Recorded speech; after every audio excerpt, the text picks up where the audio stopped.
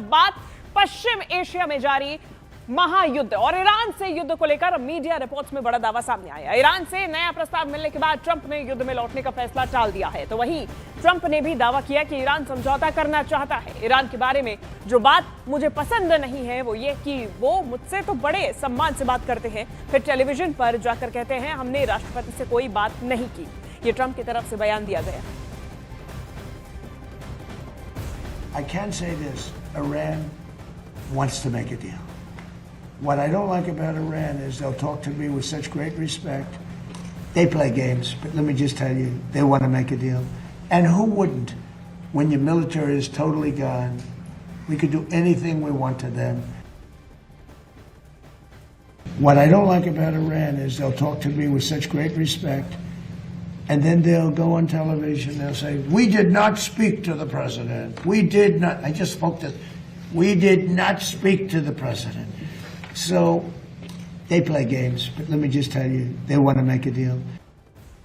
और बड़ी जानकारी इस बीच जहां लेबनान में इजराइल का अटैक देखा गया, नेतन्याहू की तरफ से इस बारे में जानकारी दी गई। कहा गया कि सैकड़ों आतंकी ढांचे को तबाह किया गया।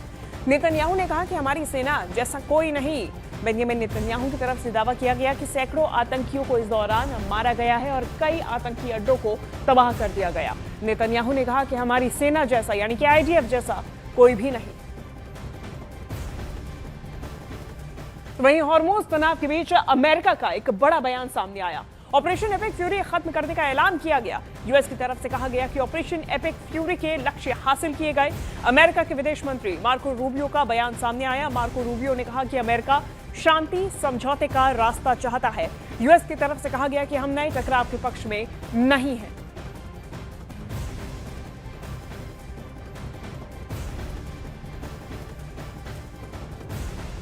तो मार्को रूबियो की तरफ से ये बड़ा बयान सामने आया है और ये जो अटकलें चल रही थी कि एक बार फिर से युद्ध शुरू हो सकता है, तो ऐसे में यूएस की तरफ से बड़ा बयान दिया गया कि नया टकराव यूएस अब नहीं चाहता है। ऑपरेशन एपिक फ्यूरी खत्म करने का दावा किया गया। ऑपरेशन एपिक फ्यूरी के लक्ष्य हासिल कर लिए गए हैं। Fury is concluded. We achieved the objectives of that operation. I'm not going to, we're not cheering for an additional situation to occur. We would prefer the path of peace. तो 28 फरवरी को शुरू हुआ ईरान के खिलाफ अमेरिकी सैन्य अभियान operation epic fury पर फुल स्टॉप लग गया है। आज ऑपरेशन को खत्म करने का ऐलान किया गया। 68 दिनों तक चले इस ऑपरेशन में अमेरिका ने ईरान के सैन्य और रणनीतिक ठिकानों को निशाना बनाया।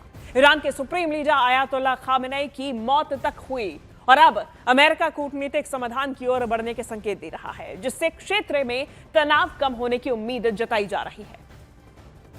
और इस बीच यूएई पर हमलों को लेकर ईरान में आपसी टकराव देखा गया। आईआरजीसी और ईरान के राष्ट्रपति के बीच टकराव देखा गया, जहां ईरान के इंटरनेशनल हवाले से यह खबर सामने आई। सूत्रों के मुताबिक हमलों को लेकर आईआरजीसी पर ईरानी राष्ट्रपति भड़कते हुए नजर आए। राष्ट्रपति ने आईआरजीसी के हमलों को पागलपन बताया, यानी कि अंदरूनी टकराव अब ईरान के अंदर देखा जा रहा है।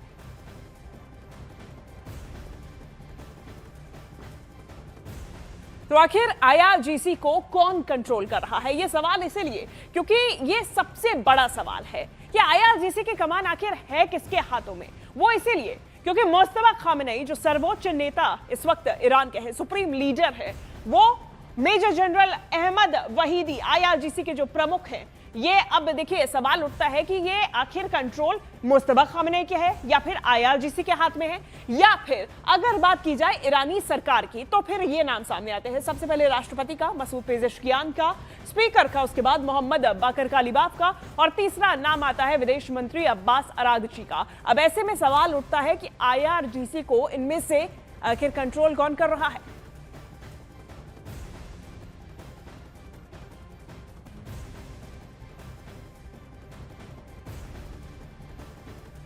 तो यही सबसे बड़ा सवाल है। और इस सवाल के बीच में जो अब तस्वीरें सामने आई हैं वो चौंकाने वाली है, क्योंकि ईरान की तरफ से यूएई पर अटैक किया गया और इस बीच में अब सबसे बड़ा हंगामा खड़ा हो गया कि ईरान को इस अटैक की मंजूरी दी किसने?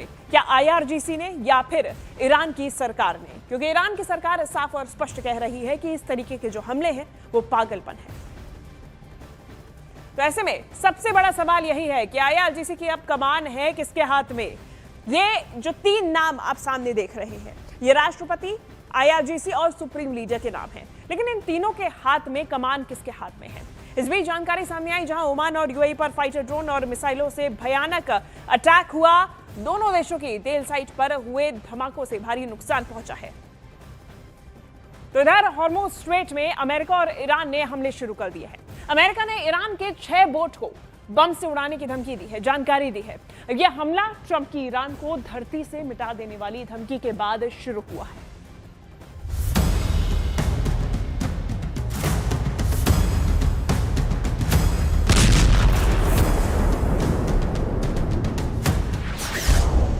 बीस जंगी जहाज से ईरान पर हमला फाइनल।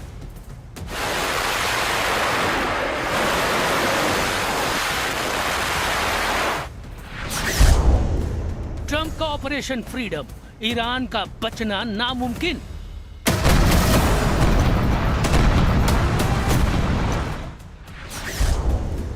ट्रंप की धमकी, ईरान को हथियार देने वाले अब नहीं बचेंगे। ईरान के मिसाइल अलर्ट से खाड़ी में एयर इमरजेंसी।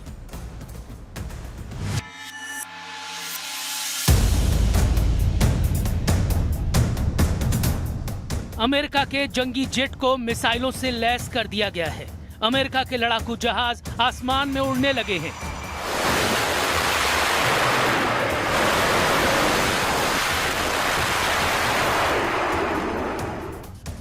अमेरिका सबसे भयानक हमलों के लिए रेडी है, क्योंकि अब की बार ईरान ने हमलों की शुरुआत की है। ट्रंप को चैलेंज देकर ईरान ने संयुक्त अरब अमीरात को ड्रोन और मिसाइल हमलों से दहला दिया है। ईरान ने अमेरिकी नौसेना के युद्धपोत पर मिसाइल हमले का दावा तक किया है। ईरान की फार्स न्यूज एजेंसी ने बताया है कि जास्क के पास अमेरिकी नौसेना के जहाज पर 2 मिसाइलें गिरी हैं। रिपोर्ट में कहा गया है कि इस अमेरिकी युद्धपोत ने रिवॉल्यूशनरी गार्ड की चेतावनियों को नजरअंदाज कर दिया था, जिसके बाद मिसाइलों के धमाके किए गए।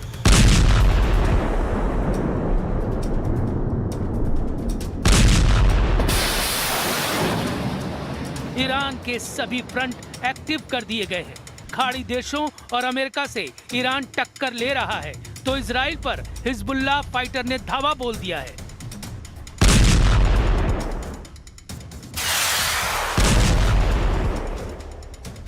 संयुक्त अरब अमीरात की फुजैराह ऑयल साइट है ये। धमाके ड्रोन बम के हैं। धुआं बारूदी धमाके के बाद क्रूड ऑयल में लगी आग से उठ रहा है।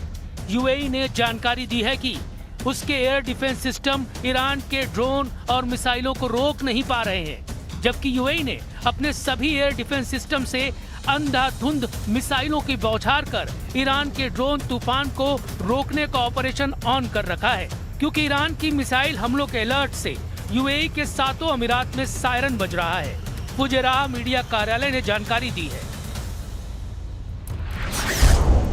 कि ईरान के ड्रोन हमलों में ऑयल साइट पर 3 लोगों को गंभीर चोटें आई हैं।